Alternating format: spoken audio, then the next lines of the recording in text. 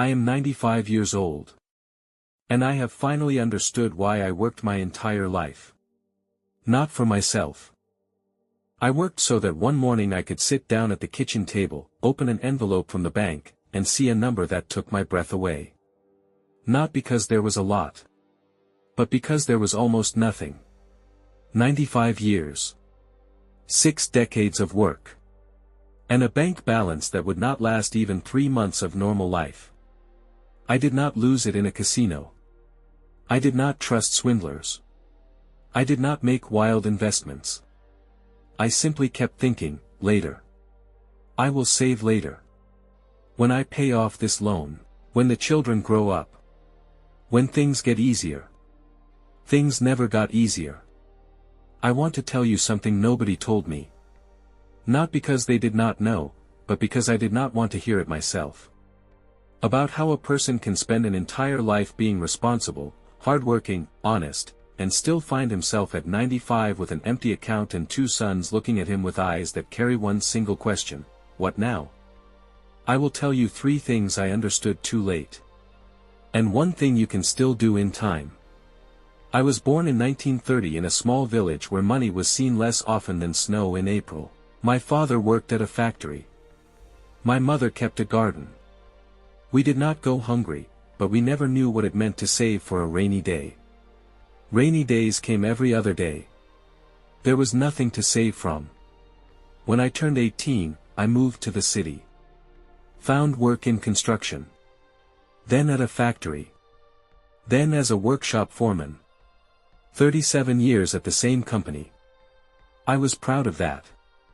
I believed that stability was the same thing as security. At 32 I married Hannah. She was a schoolteacher. A quiet, intelligent woman who never asked for anything unnecessary. A year later Thomas was born. 3 years after that, Lucas. This is what my life looked like from the outside: a good job, an apartment of our own, 2 sons, a wife, a holiday by the sea once a year. The neighbors used to say, "Oliver is a solid man." And I believed it. But here is what the neighbors never saw. They never saw me telling myself every month, this time I will set aside 200. And every month there was a reason why this particular time, it was not possible. Thomas needed new shoes. Lucas had fallen ill. The refrigerator needed replacing. Hannah had wanted a new coat for a long time, an old woman, she had earned it. The reasons were real. Always real. That was the trap. I never spent money on foolish things. I did not drink, did not gamble, did not buy what was not needed. Every penny went toward something important. The family. The children. The home. I was careful with money, but I was saving for everyone except myself and Hannah in old age. We were 40, then 50, then 60, and each time I thought, it is not time yet. There is still time. Once the children are on their feet, then we will think about ourselves. The children got on their feet, and I found a new reason why right now was still not the time. The first time I sensed something was wrong, I was 68. Thomas was opening a small business. A repair workshop, a good idea, a solid trade. He came to me one evening, sat down across from me and said, "Dad, I am short 4,000. I will pay it back within a year, 2 at most." I looked at him. 36 years old. My eldest son. His eyes were serious, his voice steady. I gave it to him. Not because I could not refuse. But because I genuinely believed it was the right thing to do. A father helps his son. That is how it should be. Thomas would get on his feet, pay it back, and everyone would be happy. A year passed. Then 2. The workshop closed, it did not work out. Thomas never mentioned those 4,000 again. I never brought it up either. Why damage the relationship? That money was 4 years of our savings. The second moment came when I was 73. Lucas was going through a divorce. Difficult, painful, a small daughter, alimony payments, a new apartment. He did not ask directly. He simply talked over dinner about how hard things were. How there was never enough. How his daughter was growing and needed things. Hannah looked at me across the table. I understood that look without words. The next day I withdrew $3,200 from the account. Put it in an envelope. Told Lucas, "This is not a loan. Just take it." He hugged me in the hallway and said, "Dad, I don't know what I would do without you." I walked home thinking, this is what it was all worth. Worth it. But the account was emptier still. The third moment, and the quietest, stretched across 20 years. Every year on Hannah's birthday I bought her something special. Not expensive, but special. Every New Year the whole family gathered and I paid for the table. Every summer I helped the grandchildren with summer camps, with textbooks, with whatever was needed. Not because anyone asked. But because I wanted to. Because I saw their faces and that was the greatest reward. Each of those moments, taken alone, was the right thing to do. Together they ate everything. And the most terrible part is this, I remember every single one of them. I remember Thomas' eyes that evening. I remember Lucas standing in the hallway. I remember Hannah laughing as she unwrapped her gifts. Those memories are real. They are beautiful. I do not want to give them up. But they cost me my old age. And I did not know their price, until I saw that statement. It happened last March. An ordinary Tuesday. Hannah had gone to the neighbors. They have coffee together every Tuesday, have done for about 20 years. I was sitting alone in the kitchen. On the table lay an envelope from the bank. It had arrived on Friday but I kept putting it off. I do not know why. Perhaps I sensed something. I picked up a knife. Cut carefully along the edge, I have always done it that way, a habit from my youth. Took out the sheet. Unfolded it. And simply sat there. Not for a minute. Longer. The account held $480. I read that number several times.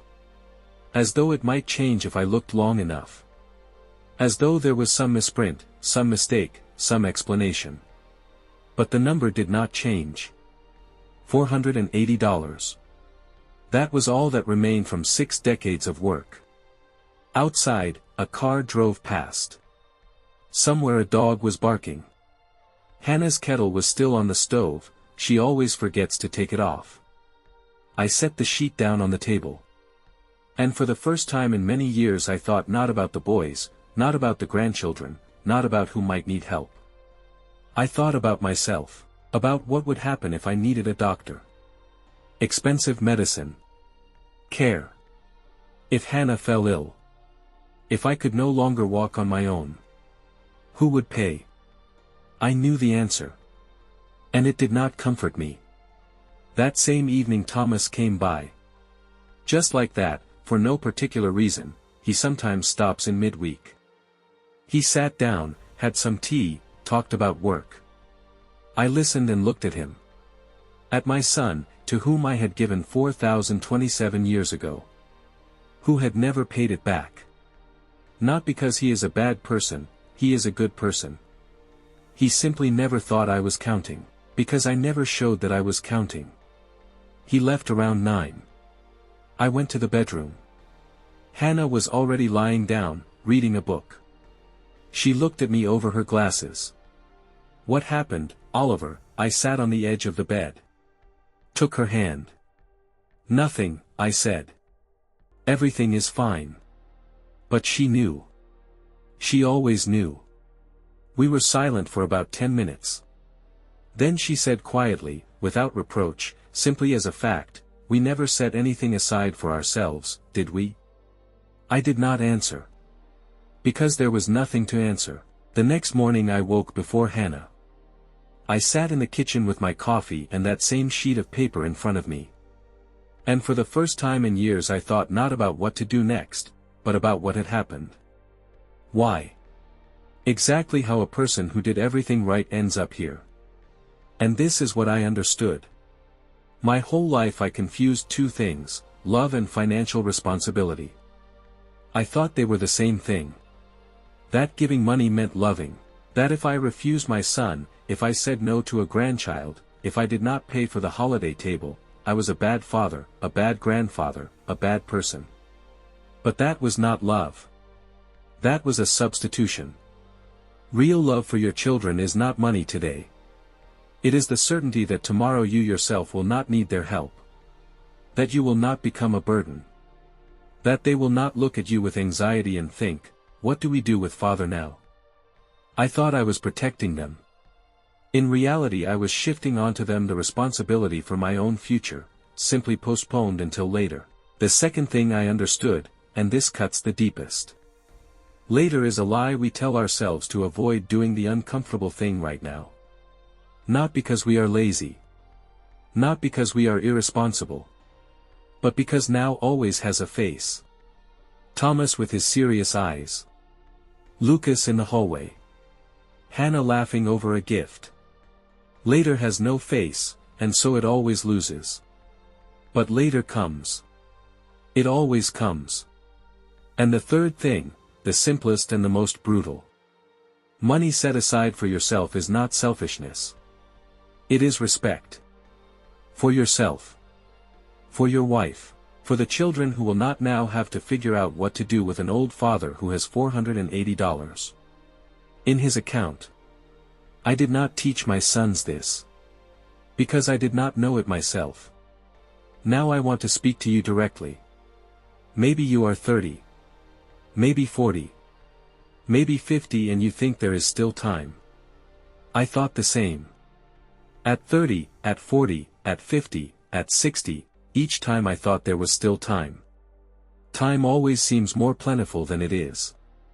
You are reading this right now and perhaps thinking, I am not like that. I save. I think about the future. Good. I am glad. But ask yourself honestly, are you saving for yourself, or for everyone except yourself? Because those are different things. There is one rule I wish I had known at 30. It sounds simple and that is precisely why people ignore it. Pay yourself first. Not after you have paid off your debts. Not after you have helped the children. Not after you have sorted out all the current problems. First. Even if it is $200. Even if it is $100. Before anything else, that amount goes into an account you do not touch. Not because you are greedy, but because nobody else will take care of your old age for you. Not your children, they will be busy with their own lives and that is as it should be. Not the state, you already know what a pension looks like. Only you. Only what you set aside today. I did not make it in time. You still can. Hannah woke at 8. I heard her moving around the bedroom. Opening the wardrobe. Walking to the bathroom. I know all those sounds by heart. 62 years together, you memorize every movement of a person. Every creak of the floorboards under her feet. She came into the kitchen. Looked at me. At the coffee. At the sheet of paper still lying on the table. She said nothing. Put the kettle on. Sat down across from me. We sat in silence for about 5 minutes. Then she picked up the sheet, looked at the number. Set it back down. Straight. Neat. The same way I had cut open the envelope, a habit from her youth. Did you sleep? She asked. I slept, I said. I was just thinking. About what? I looked out of the window. March. Bare trees, a gray sky, a puddle under the entrance that nobody has filled in for 3 years now. All familiar. All ours. About what we could have done differently, I said. She was quiet for a moment. Then she said something I did not expect. Oliver, we raised 2 sons. We have been together for 62 years. We lived, we did not wait for life to begin. I looked at her. But the account. I know about the account, she said calmly. I always knew. I simply did not want you to carry it alone.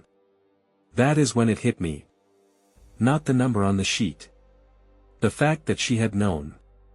Always known, and stayed silent so that I would find it easier. 62 years beside a person who sees straight through you, and you still think you are hiding something. Thomas came that Saturday.